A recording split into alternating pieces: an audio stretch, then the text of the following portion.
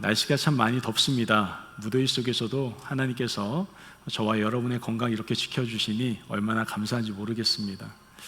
오늘도 하나님의 말씀을 나눌 때 하나님께서 여러분 각각 심령 가운데 놀라운 은혜를 부어주시기를 간절히 원합니다. 우리는 교회는 우리가 아름답게 세워지는 것을 방해하는 내면의 적에 대해서 지금 시리즈 설교를 듣고 있습니다. 우리의 내면의 적이 무엇입니까? 첫 번째가 욕구 중에 욕구인 바로 게으름이다 라고 말씀을 드렸어요. 여러분, 우리가 교회로 아름답게 세워지는데 방해하는 것이 바로 게으름입니다. 우리 안에 그러한 내면의 적이 공격하고 있지는 않은지 한번 점검해 보시고요. 두 번째 뭐예요? 나쁜 습관입니다. 아니, 좋은 습관은 기르고 길러야지 길러지는데 나쁜 습관은 어떻게 가르쳐주지 않아도 얼마나 잘 이렇게 습득되는지 모르겠습니다. 여러분들의 신앙생활 가운데에서 나쁜 습관이 있다고 한다면 그것이 여러분들이 아름다운 교회로 세워지는데 방해될 수 있다는 것을 기억하셔야 됩니다. 그리고 저번 주에는 우리가 열등감에 대해서 함께 말씀을 나눴습니다. 이 열등감이 우리가 건강한 교회로 세워지는데 큰 장애가 된다라는 것이죠. 오늘 우리가 함께 나눌 내면의 적은 바로 척입니다. 척.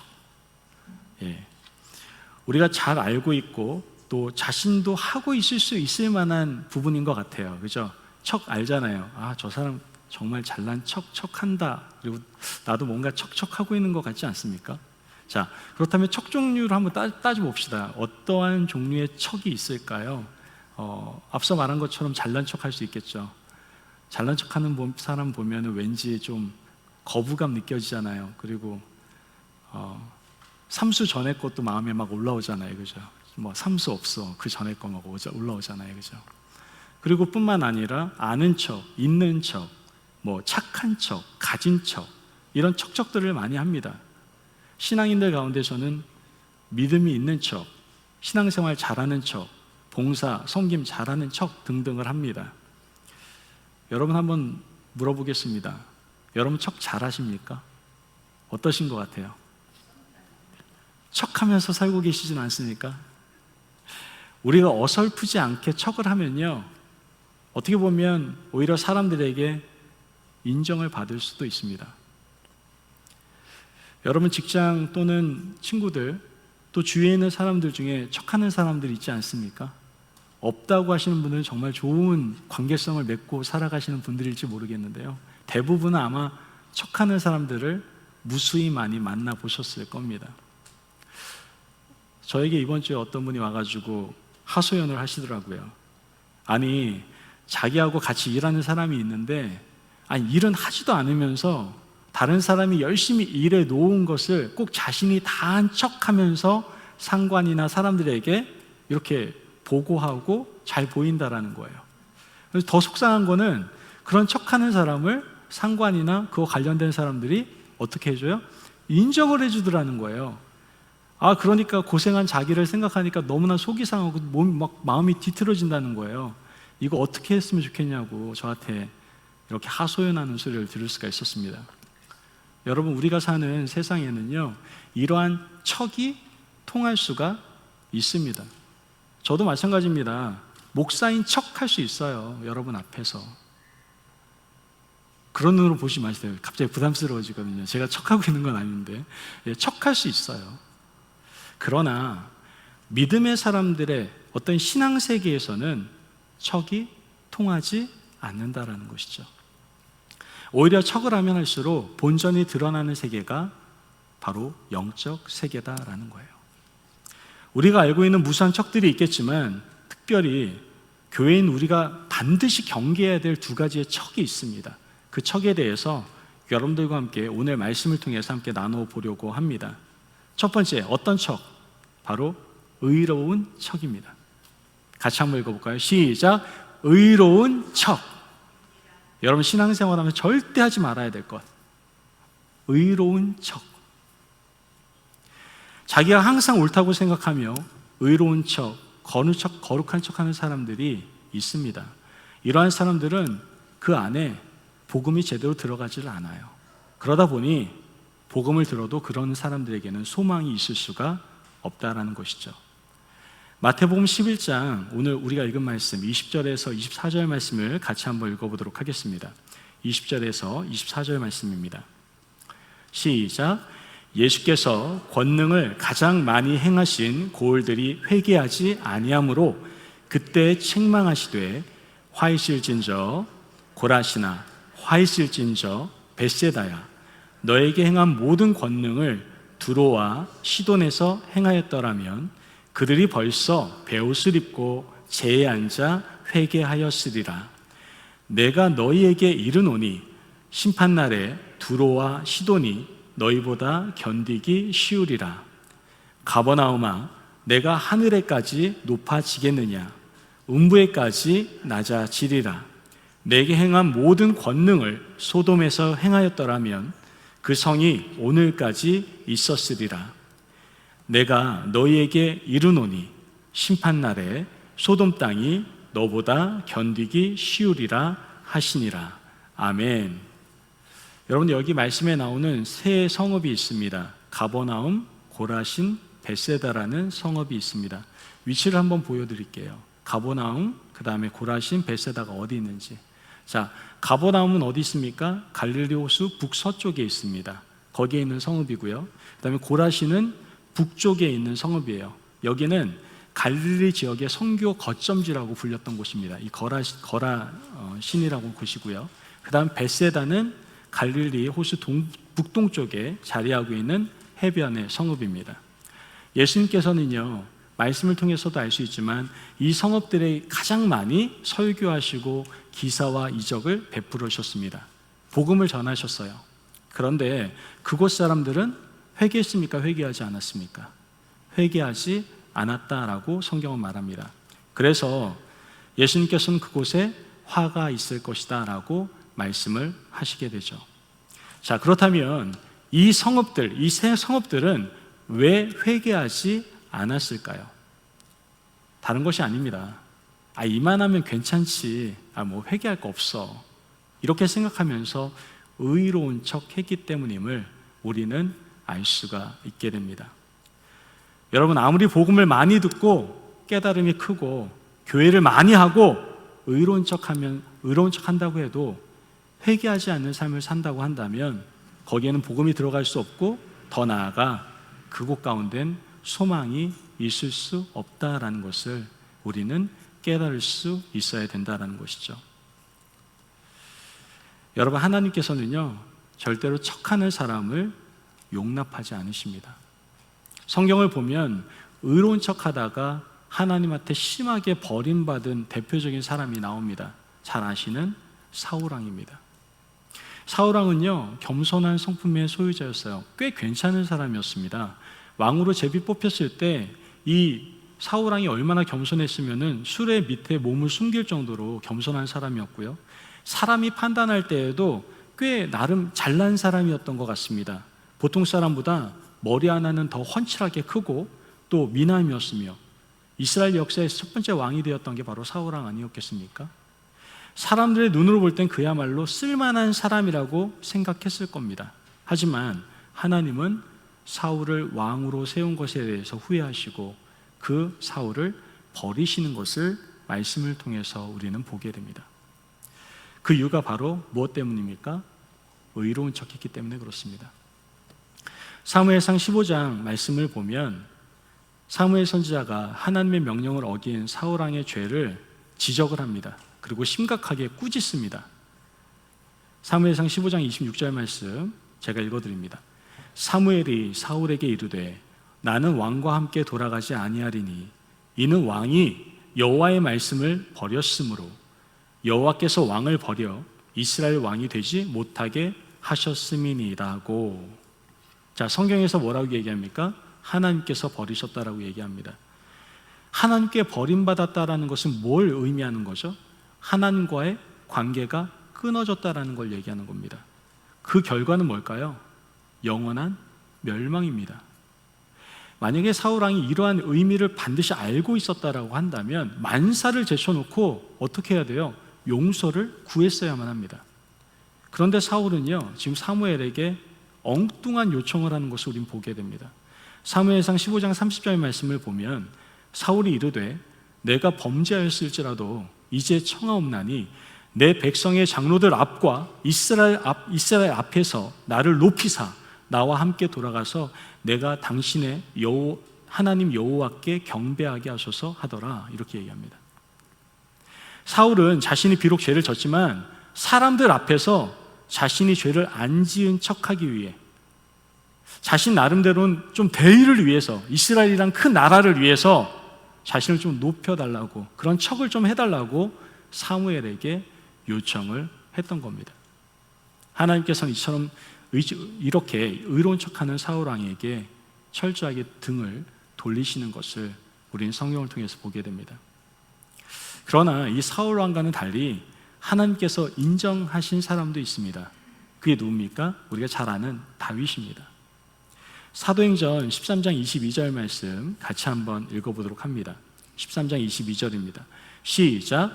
패하시고 다윗을 왕으로 세우시고 증언하여 이르시되 내가 이새의 아들 다윗을 만나니 내 마음에 맞는 사람이라 내 뜻을 다 이루리라 하시더니. 아멘.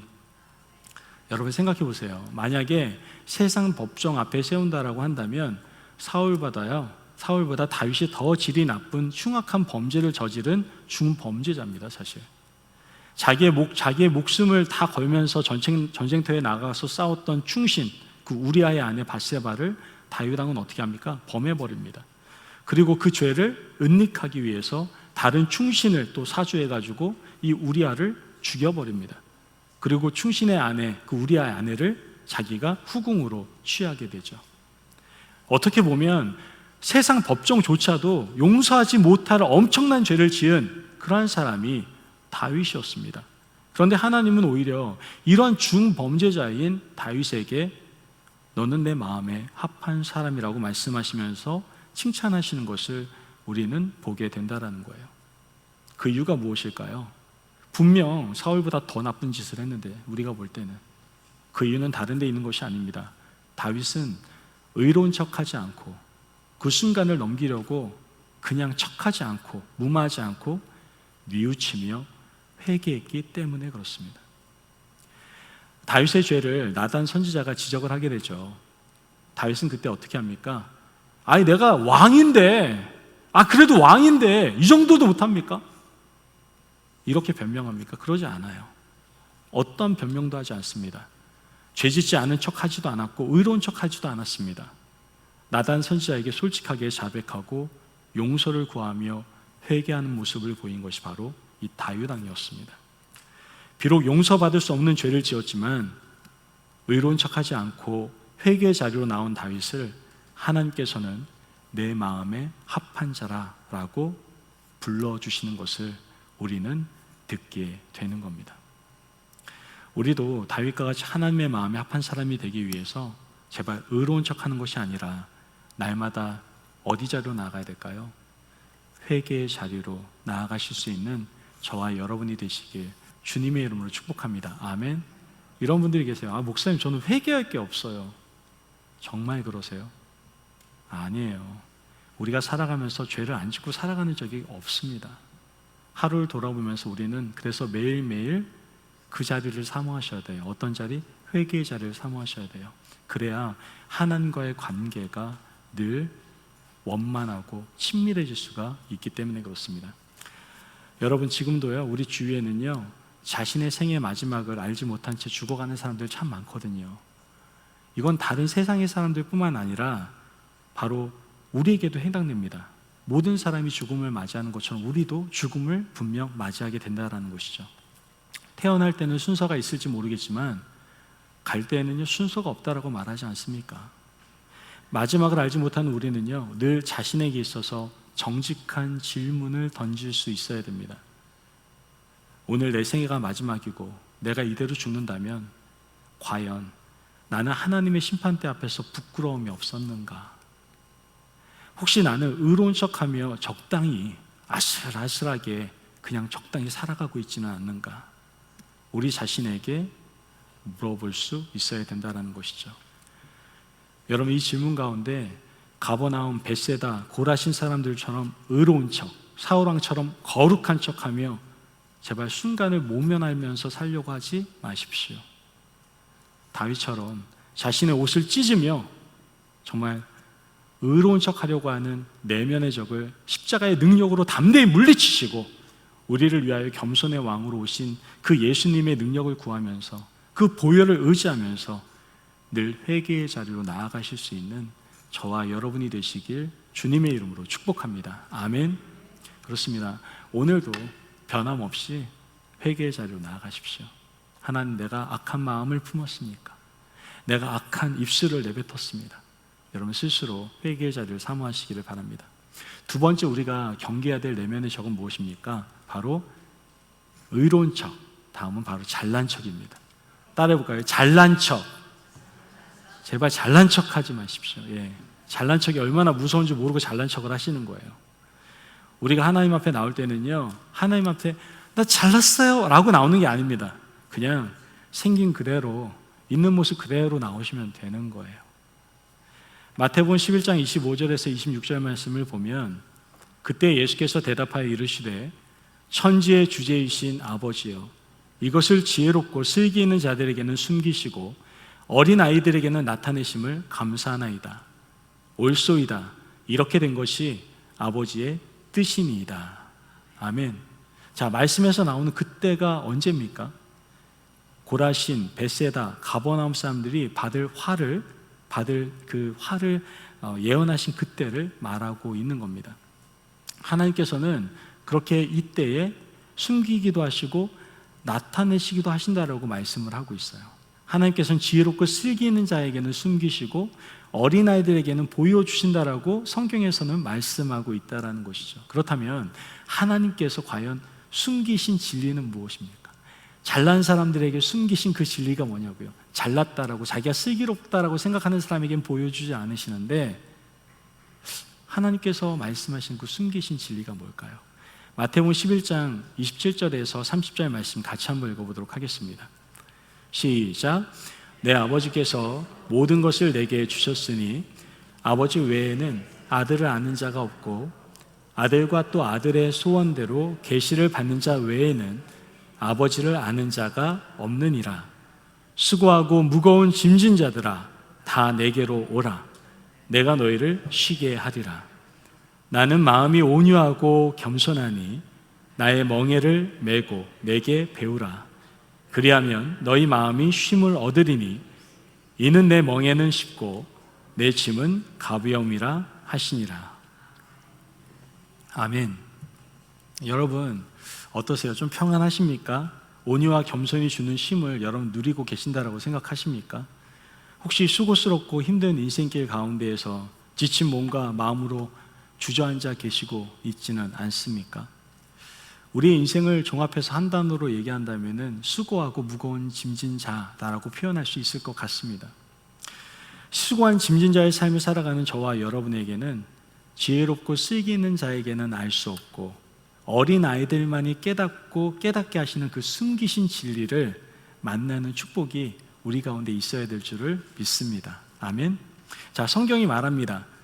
잘난 척하지 말고 좀 어린 아이가 되라고 말씀을 하고 있는 거예요. 그때 숨겨진 진리를 알 수가 있게 된다라는 것이죠. 요즘 아이들이 꼭 그런 것 같지는 않은데 보통 아이들이에요. 보통 어린 아이들 모습을 보면 좀 지혜롭지 않잖아요. 머리 굴리지도 않고 슬기롭지도 않고 뭐 이것저것 계산해서 저울질하지 않습니다. 이런 아이들의 모습을 보면서 깨닫게 되는 진리가 있는 것이죠. 그게 뭡니까? 첫 번째, 어린아이는 솔직하고 꾸밈이 없다라는 거예요. 어린아이는 솔직하고 꾸밈이 없습니다. 나이가 어린 아이일수록 솔직하고요, 꾸미질 않아요. 보이는 그대로, 주는 대로 그냥 받아들입니다. 계산하거나 머리 굴리지 않습니다.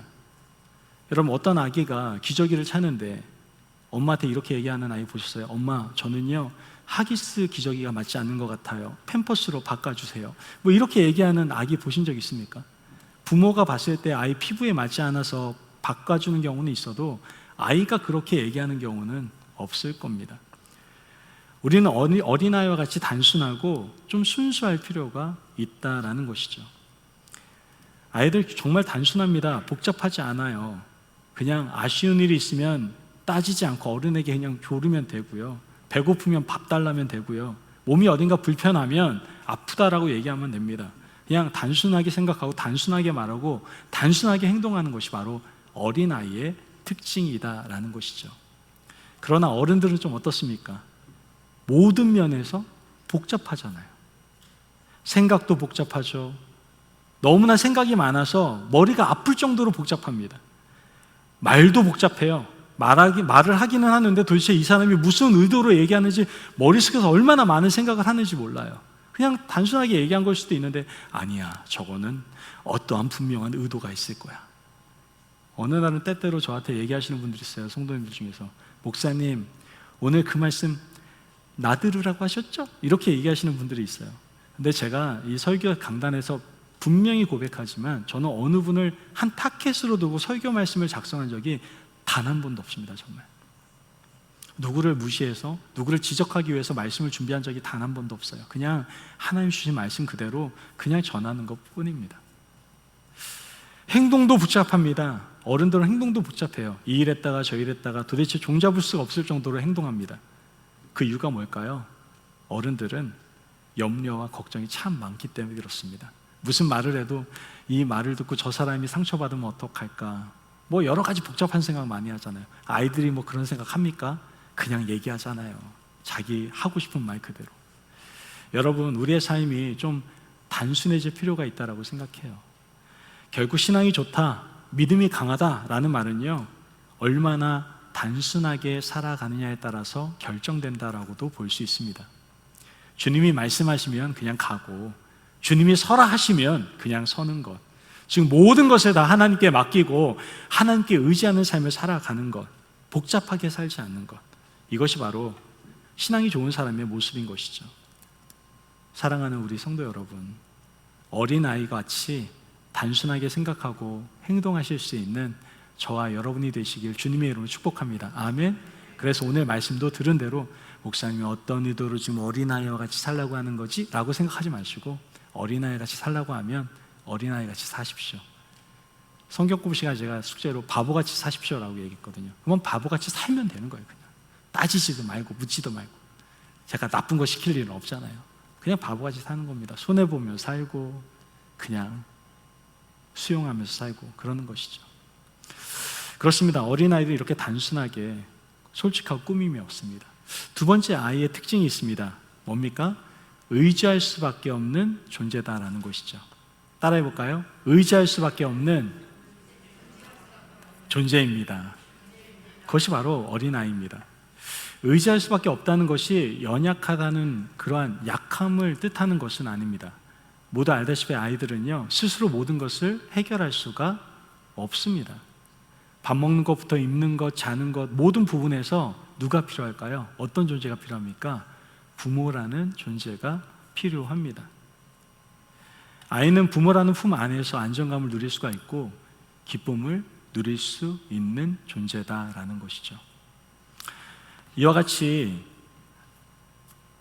우리 아이가 의지할 수밖에 없는 존재라는 것은 우리에게 꼭 필요한 분이 계시다라는 것을 말씀하고 있는 겁니다. 세상 사람들은 이 사실을 모르는 거예요. 자신에게 필요한 존재가 있다는 걸 알지 못하니까 그것을 찾지 않습니다. 그분이 누굽니까? 바로 복음이신 예수 그리스도입니다. 세상 사람들이 만약에 필요하다는 걸 안다면, 그거 정말 필요한 부분이라는 걸 안다면 예수님 안 찾겠어요? 찾겠죠. 그러나 지금 하나님과의 관계가 끊어진지도 알지 못하고 세상에서 방황하면서 자꾸만 자기의 필요가 다른 것이라고 생각하는 거예요. 그것이 돈일 수도 있고 명예일 수도 있고 권력일 수도 있고. 그러나 우리에게, 사람에게 가장 필요한 것은 무엇이에요? 하나님과의 관계를 연결시켜 줄 수 있는 위로부터의 은혜, 바로 복음, 예수 그리스도다라는 것이죠. 구원과 거룩에 있어서 우리 자신의 영적 무능을 늘 깨닫고 오직 성령을 의지해서 사는 것, 오직 예수님이 필요하다라고, 복음이 필요하다라고 얘기하는 것, 이것이 바로 어린아이의 의지함의 모습이다라고 우리는 생각해 볼 수 있다는 겁니다.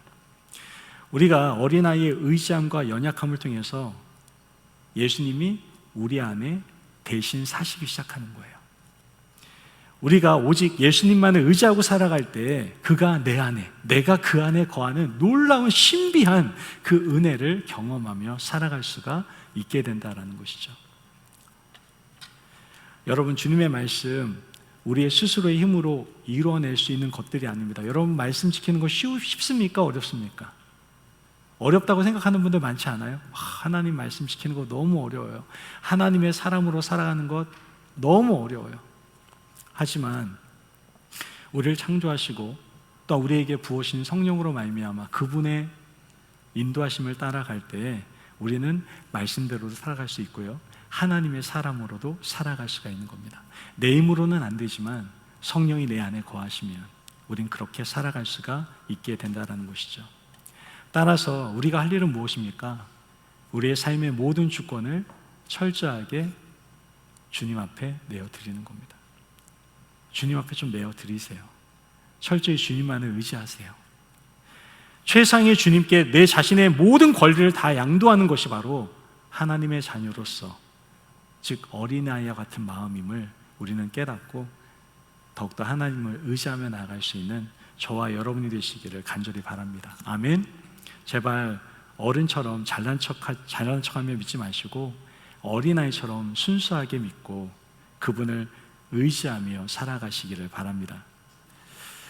우리는 우리 자신 모든 속마음 또한 영혼에 숨김없는 그 모든 것들, 가시가 없는 것들, 이런 것들 다 열어서 하나님께 보여드릴 수 있어야 돼요. 슬프면 슬프다고, 기쁘면 기쁘다고 하나님 앞에 나아가 그냥 드러내놓고 하나님께 의지하며 나아가는 모습이 우리 가운데 필요하다는 것이죠. 여러분, 생각해 보세요. 인생을 살아가면서 아프고 상처받지 않는 일이 있습니까? 상처도 받고 아프기도 하시잖아요. 제발 그럴 때 숨기지 마시고요, 아프다고 또 나 지금 상처받았다고 느껴지시면 하나님 앞에 나아가서 그분을 의지해서 고백하시기를 바랍니다. 우리가 잘 아는 사도 바울은요, 하나님이 귀하게 사용하셨던 능력의 종 아닙니까? 이런 능력의 종이라면은 자신이 스스로 뭔가 다 할 수 있을 것 같잖아요, 그죠? 그런데 그렇지 않았어요. 정말 세계 복음화라는 초석을 놓았던 최초의 선교사라 불릴 수 있는 그 사도 바울조차도, 정말 로마 제국을 복음으로 완전히 뒤바꿔버린 그 사도 바울은 어떻게 합니까? 고린도후서 12장 9절 말씀에 이렇게 고백을 합니다. 같이 한번 읽어볼까요?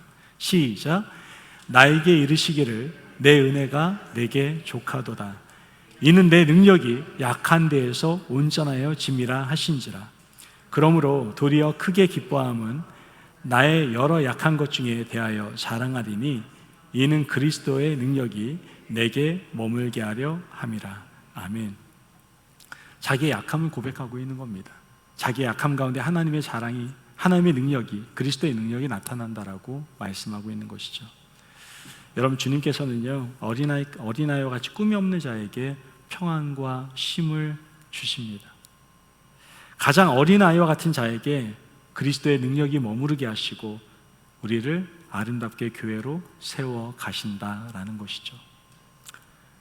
여러분, 우리 척하며 살고 있지는 않습니까? 혹시 오늘도 종교인 척, 신앙인인 척, 그리스도인인 척, 열심히 섬기는 섬김 예배자인 척 하며 살아가고 있지는 않습니까? 우리 안에 의로운 척, 잘난 척하며 어떤 한순간을 넘기려 하는 그 내면의 적을 오늘 시간에 주님의 보혈로서 물리치시기를 바랍니다. 우리가 척하는 내면의 적을 극복하기 위해서는 어떻게 된다고요? 어린아이 같으셔야 돼요.